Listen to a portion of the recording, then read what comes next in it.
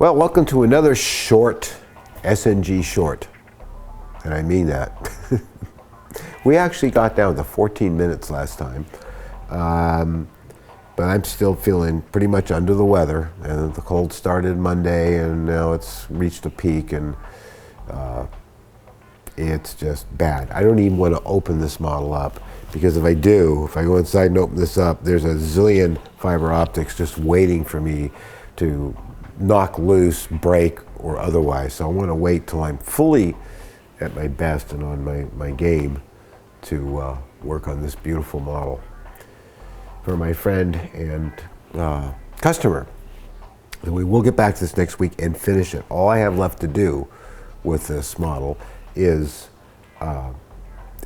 put in a few more fiber optics, because I did go in there and try to start working on it, and I knocked a bunch of them loose, and they're glued in, but they're small, they're thin, I'm Gumby headed, and my finger grabbed on some of it and broke them, so I am not going to attempt that. But once I do, I'm going to paint this model and then take it off the stand, take the stand apart, and ship it to them. It's done.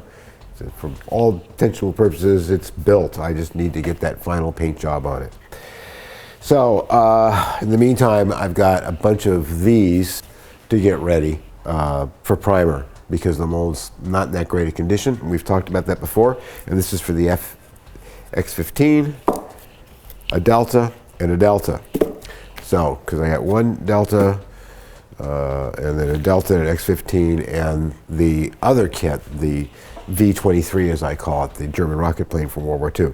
So I'm going to start sanding these up. And then after I get that done, I'm going to sand this as well. And I'm going to move in for a close-up so you can see what I'm talking about better. So these I'm going to sand up lightly and primer in the paint booth. You can see how this material, if I unblock the camera, for being a resin, two-part resin, is very somewhat flexible, like styrene. There are all kinds of different resins. This one is particularly really reflexible, which makes it pretty much impact resistant, if anything can, like this car body, which I've been working on. You saw me work on it yesterday. What I'm doing is still going around making it just right, so that I can do the final mold for production. And then you will also see how I go about making a core, so that every body that comes out is always this thickness.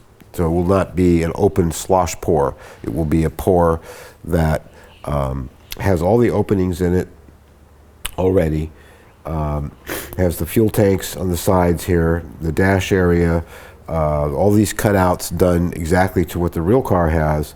All you have to do is lightly push out a little bit of thin material and lightly file, and these openings are done for you. So I'm also going to make a radiator that goes in behind here, because it actually has one. So this is what I'm working on, and basically, you know, I put this area here I cut away. Then I later found out that the car actually has this whole top. You can see this line here, and this whole top lifts forward and comes off. So there should be a seam running through this, and this much of it, its body extends forward because of the forward location of the front axle. It's very, very far forward. So I wanted to make this as accurate as I can, and I also have to make a little blister that goes over here, and that blister is what covers the intakes. On this side, there's an opening here for the exhaust. So I'm going to sand this up lightly. I put a bunch of this red putty, and you've asked before, what's the putty I'm using? This is the putty I'm using.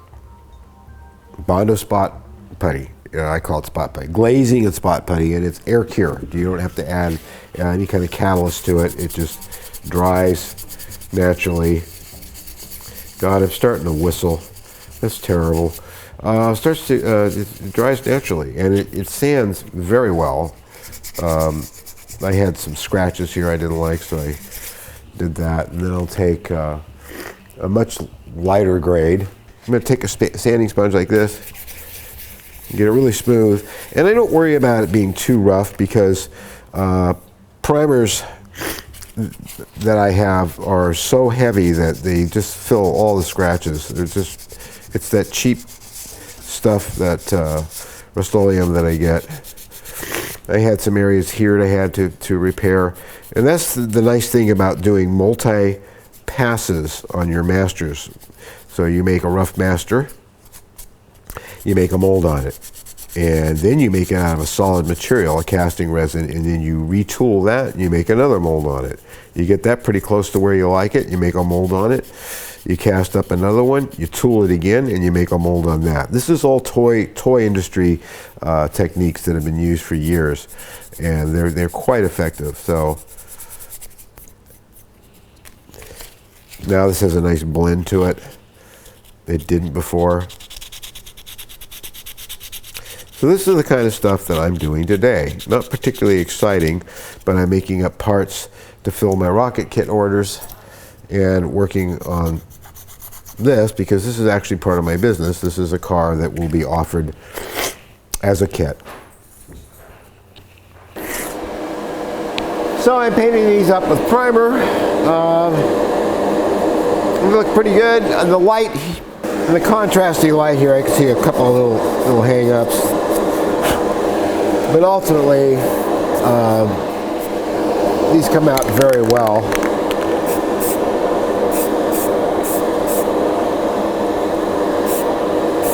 See, now I can see. I can see what's going on. Where I need to fix problems.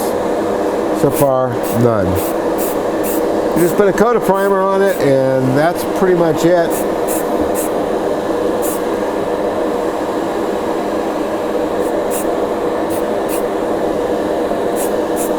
Forgot to put gloves on. What else is new? That looks really nice. Now, of course, you, the modeler, is going to want to sand this down and probably primer it again and put your own colors on it, but at least you have a good starting point. Okay. Last but not least, and then we'll get to the car.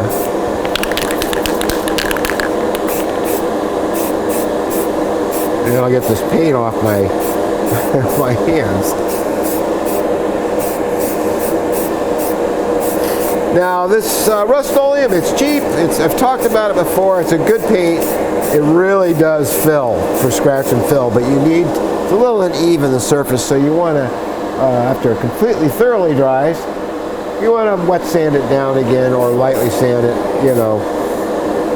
And again, the paint, I should have had this in a room temperature room because it is thick. But nevertheless, that looks terrific. Okay. Okay, so now I'm going to do the car. Because, again, I need to see what's going on. These openings here are looking pretty correct, but I know they need more preening and cleaning up, so I need to get some primer on there to really tell what's going on.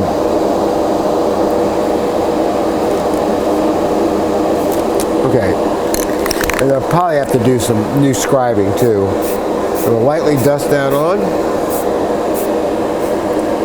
Very hopeful.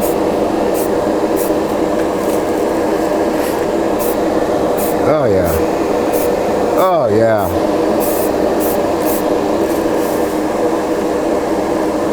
That's a beautiful thing. Okay, that's really going to do the job well. Now I've got to wait for this primer to dry thoroughly before I think of doing much more. And that really means till tomorrow, but I think you'll agree that looks really, really, really good. The body is really coming along very well. So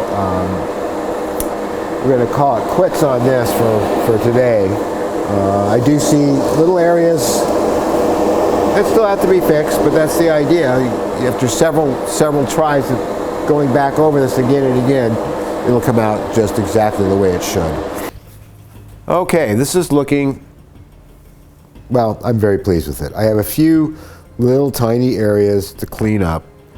No biggie. It's looking great inside and outside. And I have a little cleanup to do there, tiny bit there. And I need to add a lip that goes all the way around here and encapsulates the eventual windscreen. So there's like an edge that comes up here. I'm not sure I can do it. That may have to be painted on the windscreen itself. But it's really shaping up well. You can see the fuel tanks are nice and smooth on the inside. Those can be painted silver. I started putting a little etch right there because this whole part lifts off. I'll do more of that, but probably another pass on this and it'll be done. These nose cones came out very well. They look great, so no issues except just lightly sand down the whole thing and paint it. And that's it. So those came out well too. We got all three of them.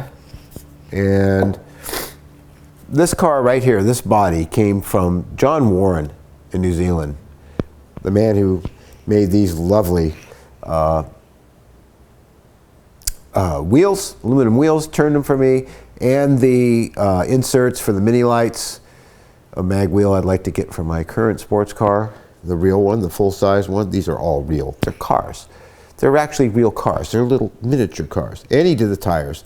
And I first met him about 12 years ago online, and he sent me two of these bodies, two 57 Corvettes and two Bug-Eye Sprites, which you have seen. And I've been working on this one slowly. I said, it's about time. I've got an old Eldon 60s car frame in it, which works very well, but what I don't like are the 60s tires and that wire hanging down there.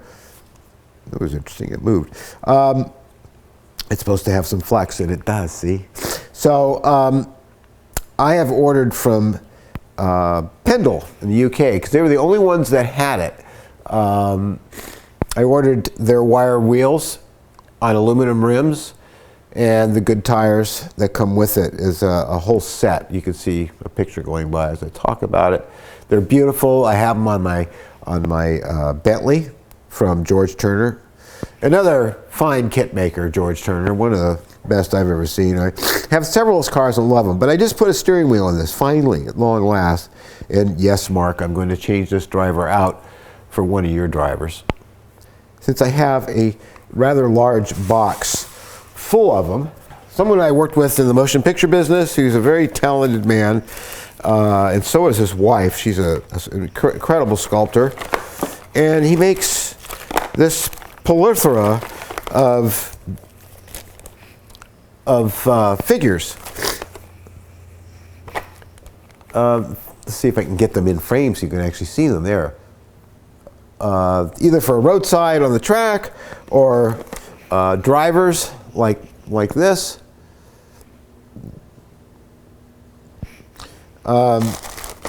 He also makes scenic stuff for your track like that. And here's one of the other drivers. I can see if I get a little bit more light on the subject. You can see the fine detail that Mark and his wife put into these figures. They are amazing. And these are 1/24 scale. Incredible. And the 1/32 scale are just as detailed. He has drivers in the laying down position like this one for formula cars. He's got them sitting upright for, here's part of one of the full bodies that's in two pieces, that's in a sitting position. His stuff's just great. And here's one of John's bodies I still have in here. And here's the Corvette. I know, build these. I'll get around to it. Anyway, between John Warren and Mark at Immense Miniatures, there's the link right there. I have a lot to do. They keep me really busy because I need to finish these figures off. So that's Mark's work. Mark's work is incredible, and of course, bit by bit, I'm replacing all my drivers with his drivers, and so I can't wait for these wire wheels to show up. And it looks like I got silver on my paint job, which I'm hoping comes off. But anyway, this car is coming along very well. It needs to be finished off completely with the wire wheels and the correct tires. And I painted it BRG. How I got it so chromed was using those chrome pens, which you can't beat except when they get on the body like this one did. But it's going to get worse. It's going to be raced. And by the way, this car runs extremely well. I mean, it's a 1960s frame, Eldon, an old motor and everything. It runs beautifully. I have correct tires on it, well, at least aftermarket tires, which make a big improvement on how it handles, but it's gorgeous. It's really, really nice. I don't know if John still has these or not, but you may want to ask him. John Warren, you can find him on Facebook. You can find him in several places on Facebook, and he makes bodies, and he makes wheels and tires and inserts, and there's some of the best work I've ever seen. So I can't wait to get home and play with this some more, now that it's got its steering wheel. And, oh yes, and I put on some little mirrors there too. This little glass windscreen I made myself. There's a lot of scratch-built stuff on here. Even the seats inside are sculpted out of epoxy sculpt, and because I'm a sculptor by trade, and I put them in there. So anyway, that's going to do it for today. I hope you enjoyed this SNG Studio short, and we'll see you again probably tomorrow.